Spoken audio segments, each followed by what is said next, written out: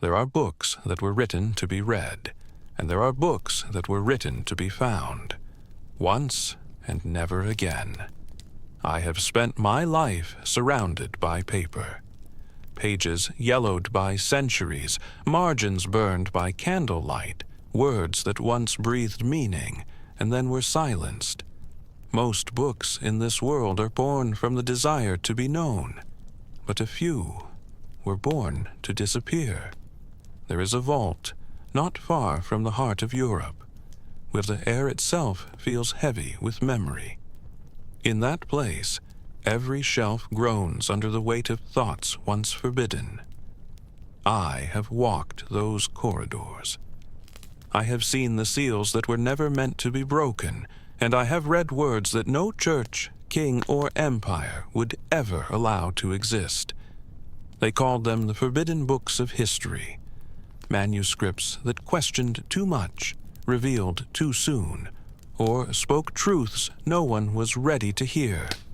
Some were destroyed by decree, others hidden by frightened hands, and a few simply vanished into silence. I remember the first one I ever touched. It wasn't bound in gold or leather, but in something far more human, the fragile, trembling parchment of fear.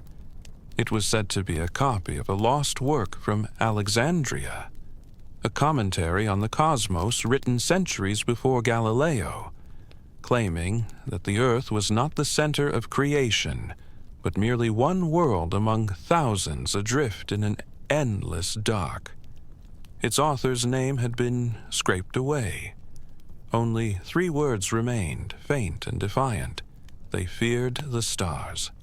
That night, I could not sleep, not because of what I had read, but because I realized that every civilization has a moment when knowledge becomes more dangerous than ignorance. We tell ourselves that the Middle Ages were an age of faith, but they were also an age of silence.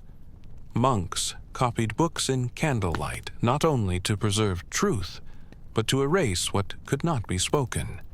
Every erased line, every missing chapter, every burned library was an act of control disguised as devotion. Over the years, I came to understand that forbidden books are not always banned because they are false. Most are buried because they are too true, because truth, once spoken aloud, refuses to kneel. There is a legend among the old archivists that somewhere beneath the ruins of ancient Constantinople, a single chamber remains sealed behind marble walls. Inside it lie scrolls written in languages we no longer recognize, texts said to contain the first human attempt to map the soul. Those who sought them claimed to hear whispers through the stone. Others never returned at all. But this is not a story about ghosts. It is a story about memory, and about the people who decided which memories the world was allowed to keep. As I stand now, older, my hands trembling over these fading pages, I sometimes wonder, was it wisdom that led them to hide these books, or fear? Because if knowledge is light, then perhaps too much light can also blind. There was one book that haunted me more than all the others. It was not hidden behind iron doors or buried under marble. It lay quietly in a wooden chest, its pages wrapped in thin linen, a copy of something the church itself had once declared heresy. The Gospel of Judas, not the traitor as we know him, not the shadowed man who sold his master for silver, but a voice that spoke from the edge of history, telling a version of the story that would have changed the shape of faith itself. It was discovered in Egypt in the desert near El-Minya, buried inside a limestone box sealed for nearly 17 centuries. The Coptic text was fragile, flaking at the touch, yet the words still carried the pulse of rebellion. In its verses, Judas is not condemned.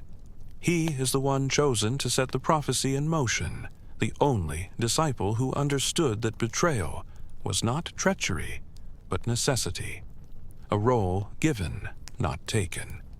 When I first read those lines, I felt a chill deeper than any winter, because for the first time I realized that history is not written by victors, but by those who survive the silence afterward.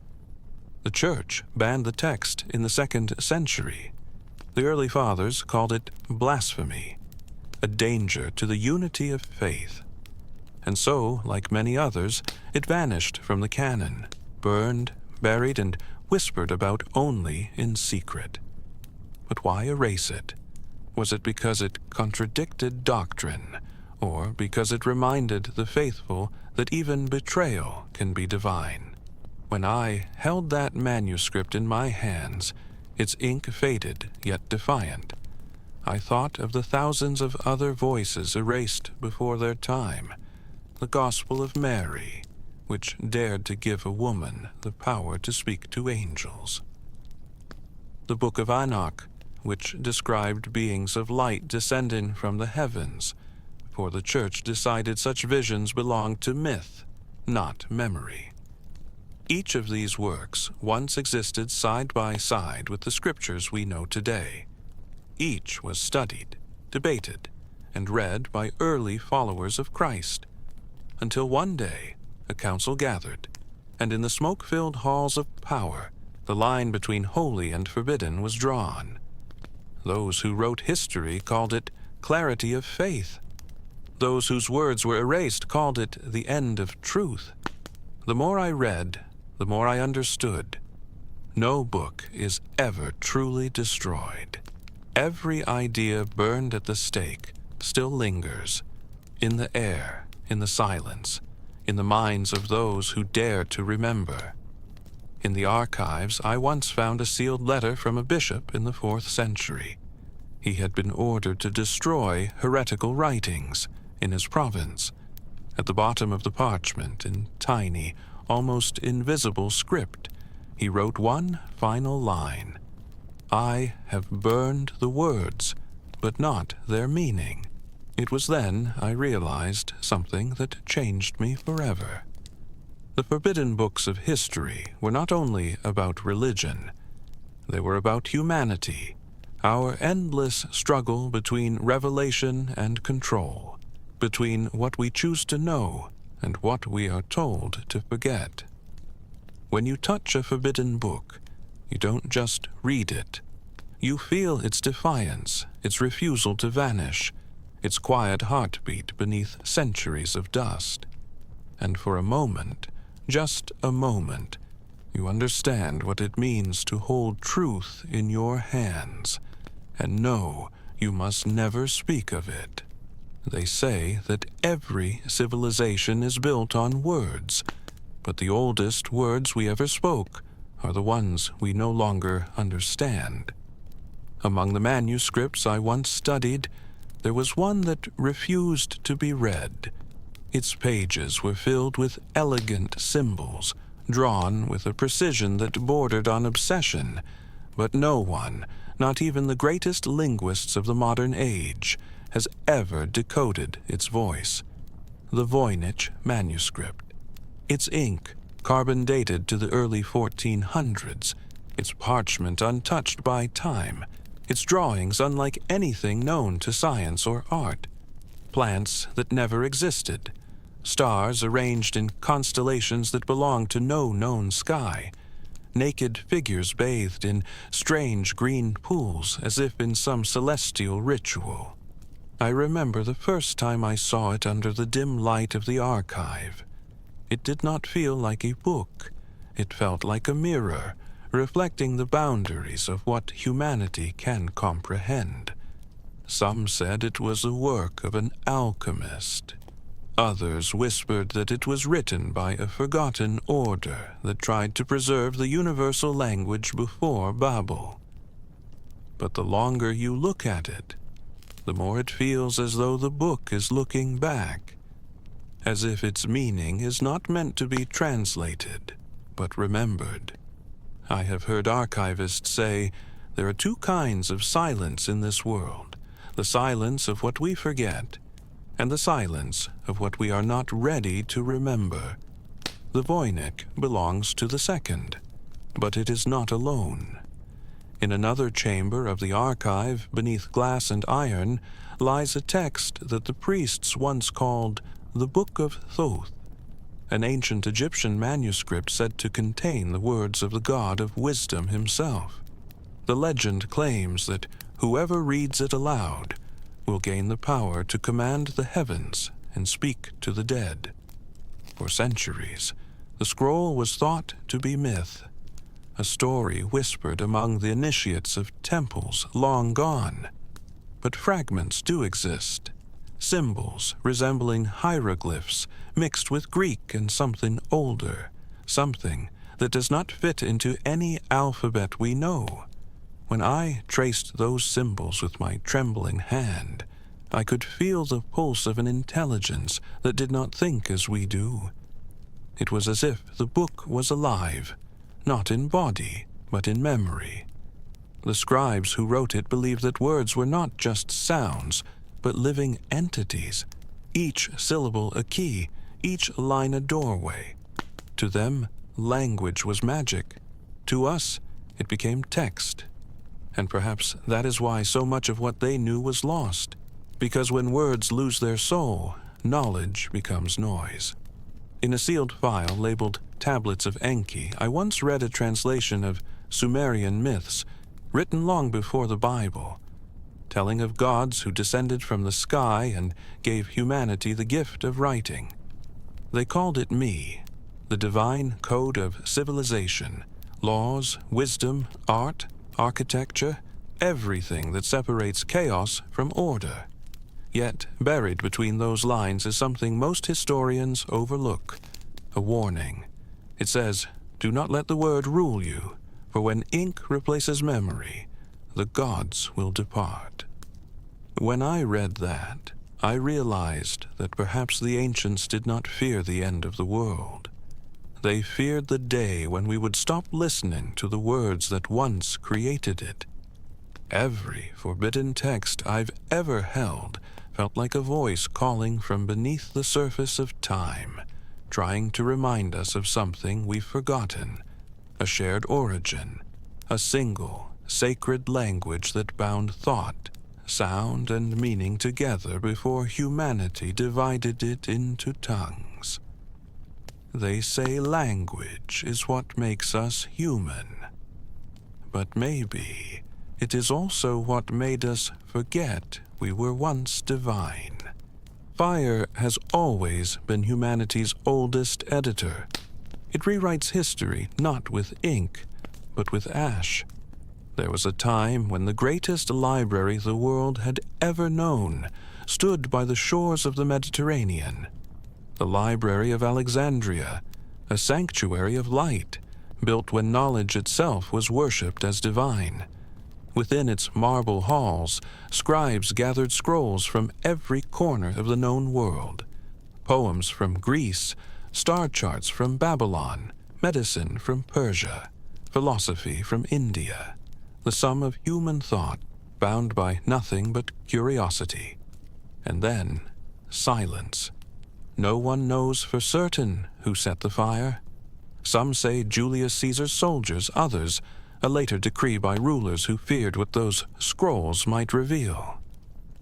But when the flames died, 500,000 manuscripts turned to dust. The greatest conversation between civilizations erased in a single night. Imagine it. Centuries of discovery, every map, every theory, every sacred text disappearing beneath smoke and screams. A fire not just of wood and paper, but of memory.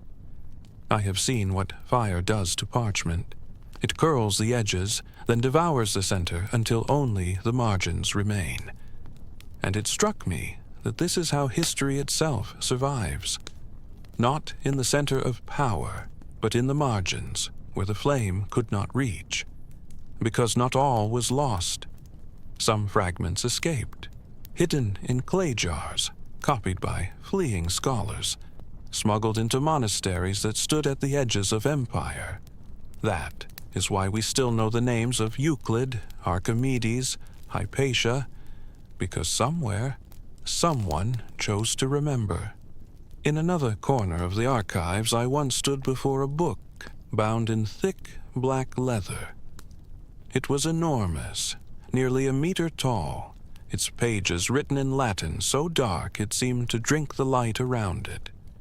They called it the Codex Gigas, the Devil's Bible. Legend says it was written by a monk who broke his vow of silence and was condemned to death.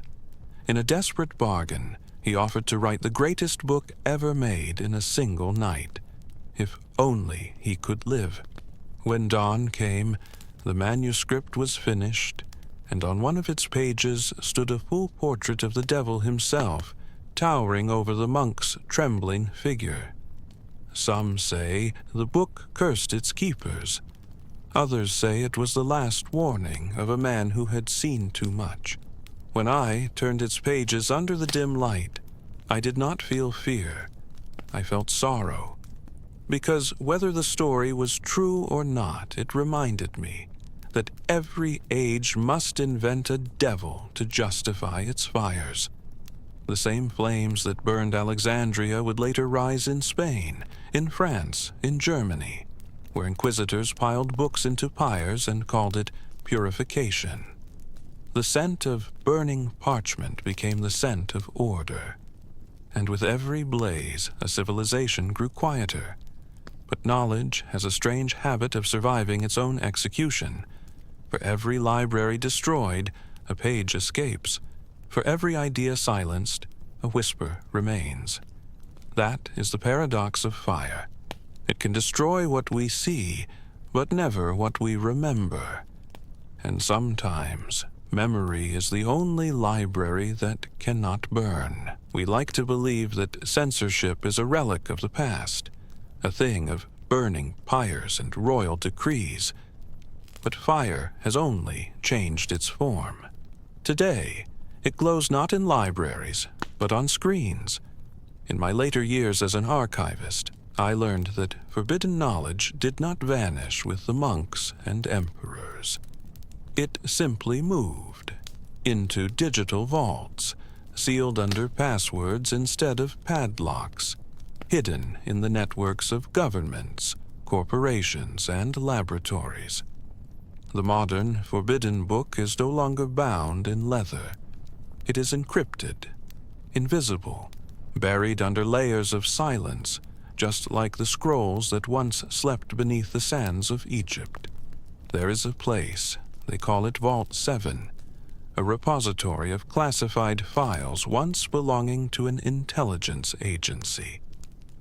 It was never meant to be seen, but when fragments of its content leaked, the world caught a glimpse of what our machines had learned about us.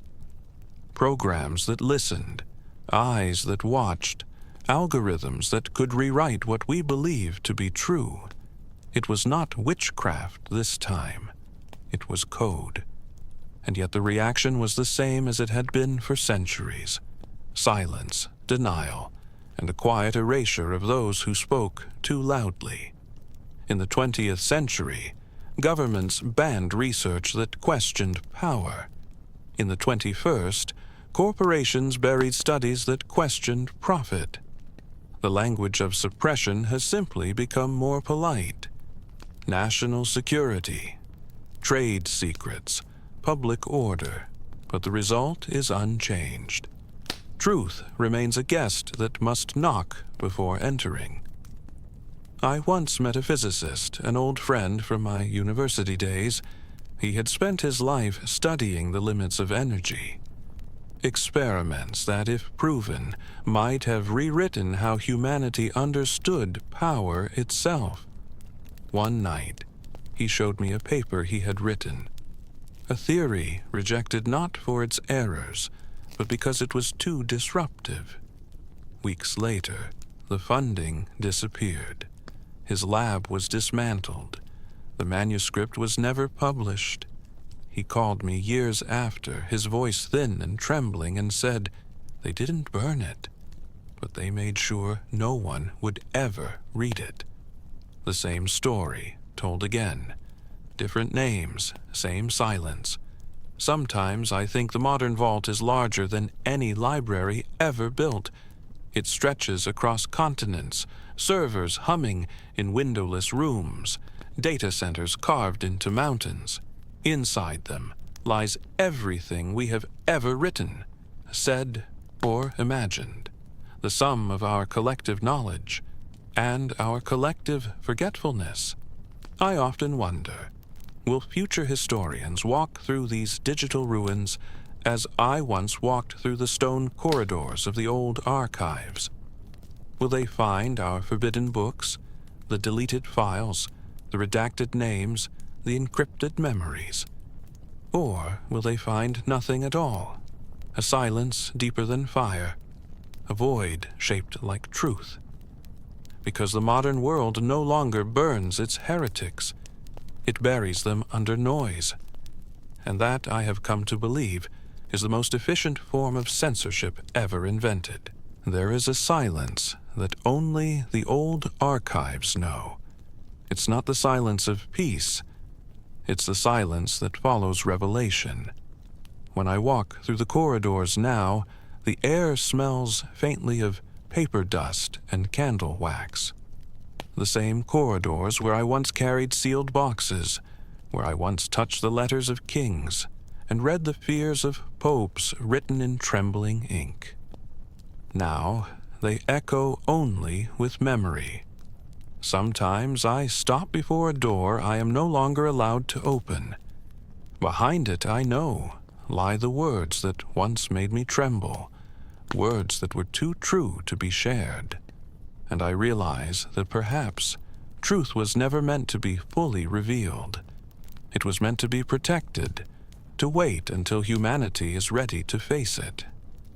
For years, I thought the purpose of the archive was to guard history. But as I grow older, I've come to see something different. The archive does not guard the past. It guards us from the weight of knowing everything too soon. I remember the night I found the letter, a simple one, unsigned, undated, buried among the documents of forgotten wars. It read, "Every generation must decide how much truth it can bear." That single line has haunted me for decades, because maybe the Vatican, the governments, the corporations that build vaults of silence, maybe they are not hiding evil. Maybe they are hiding fear. Fear that if we saw everything, if the curtains fell, our faith, our systems, our fragile order would shatter like glass under the weight of knowledge. But I have learned this: truth is patient. It does not die in vaults. It waits. It seeps through cracks in stone and firewalls alike. And sooner or later it finds someone, a scholar, a journalist, a janitor, someone curious enough to look where others are told not to. Those are the true keepers of the forgotten truths. Not the popes, not the politicians, but the quiet ones who read in the dark. When I first entered the Vatican archives, I was told never to take anything with me. No paper, no ink, no copy of any page. And I obeyed, mostly. But what I did take could not be searched nor seized. It was memory. And memory, when carried long enough, becomes something stronger than evidence. It becomes witness. So I leave this now to whoever still listens. History is not what we are told. It is what survives, in whispers, in forbidden pages, in the hearts of those who refused to forget. One day, those iron doors will open. Maybe not for you or for me, but for someone who will read those pages and finally understand that the secrets of the Vatican archives, the secrets of every vault built by man, were never about what was hidden, but about what we were afraid to see. When that day comes, remember this: truth will not come in thunder. It will come in silence, like dust falling from an opened book. And maybe, just maybe, it will set us free.